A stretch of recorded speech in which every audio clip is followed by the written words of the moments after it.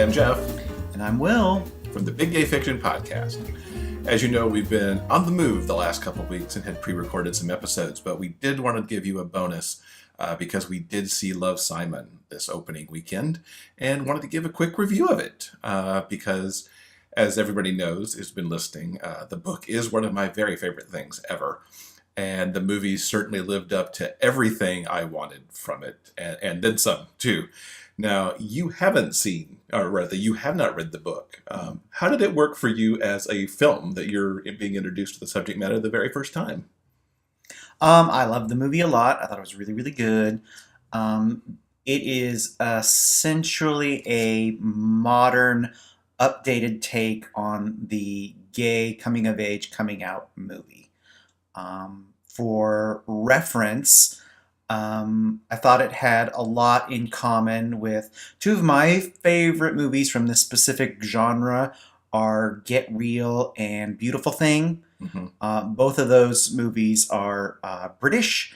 They came out in the 90s. They're both over 20 years old now. Oh my God, we're so old. It's crazy. I saw those in the theater. So I loved those movies, and I would put Love, Simon right next to them. They both, not only are they thematically similar, but they both kind of hit you in the feels in the same way. Yeah, I would definitely agree with that. So before he starts on his ramble about everything that he loved about the book and the movie, very, very quickly, the story is about our main character, Simon. He is your typical average, where does it take place? It's outside of Atlanta. Okay. Typical normal guy, typical middle-class family, but he has a secret. He is gay. He doesn't quite, like most of us, he doesn't quite know how to navigate the whole coming out thing because it's weird and hard. And the movie tells his story about how he goes about telling his friends, telling his family. There is a correspondence via email. He comes out anonymously through circumstances to a friend, and they sort of navigate the process together, and they kind of come to understand who they are. The part of the movie and the book is primarily about who Simon thinks this mystery person that he's been talking with about, how he feels and what they think and about their lives, that sort of thing. He's trying to figure out who this person could possibly be and if he actually knows this person that he's been corresponding with.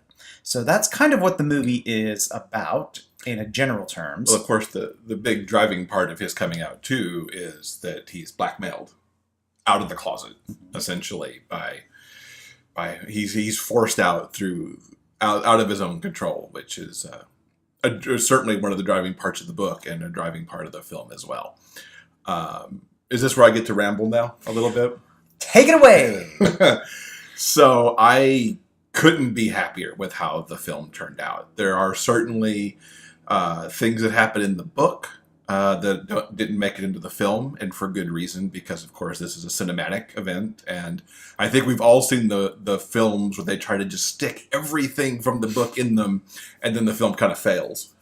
And I thought they navigated this really well, between taking a lot from the book and putting in some stuff that wasn't in the book before. A couple of my favorite scenes that are outside the book is this, there's a big dance number that's in Simon's head that happens because it's how he envisioned coming out in college rather than doing it in high school. And that just tickled me to death that happened in the film. There's also a tremendously touching scene between Simon and his mom, where it's after he's come out and she's been kind of giving him some space. To kind of process his feelings in the way he was forced out publicly. But they sit down and have a chat, and she talks about how he seemed like he was holding his breath the last few years, and now he could finally exhale and be more himself than he could have ever been before, and that was a really, that just really punches you in the feels. And I apologize if you haven't seen this because I'm getting spoilery here, so I apologize, but I'm going to keep going. Um, the way that who Blue is evolved through the film, as he's like, ooh, I think it's this person, now I think it's this person, now I think it's this person, and how the actor playing that role took on the role of Blue for a few minutes. I really loved how that happened. Nick Robinson was so perfect as Simon. He The facial expressions, the tension that he wore in his face and in his eyes, and the sadness that he had occasionally, but then the happiness as things started going his way. I don't think we could have asked for a better actor to play Simon. Jennifer Gardner and Josh Duhamel as the parents were spot on as well. I especially like Jennifer in all of her scenes. And I wish there'd been a little more of the dad. There's passages in the book because the dad does make so many off the cuff, I wouldn't say homophobic jokes, but certainly jokes that don't make Simon feel good about coming out. And the dad doesn't really appreciate what he's doing or that he's playing that role. But the scene where they, I say come together, it's not like they had a separation really at all, but where they make amends essentially of that part of that relationship towards the end of the film was really great. So yeah, kudos to everybody who worked on the film. Congratulations again to Becky for not only penning the book, but now having her baby turn into this great film. Hopefully it has a really successful box office run because, I mean, you referenced 2 independent films with Beautiful Thing and Get Real. Mm-hmm. And we'll put those into the YouTube show notes for this, so you can actually find those on Amazon if you want them. But this is the first big budget film that features a gay teen romantic comedy. And we need more of those to come out. So if you haven't seen this movie, go see it. I think I'll probably go again next weekend because I adore it. And I will certainly pick up the DVD when it comes out.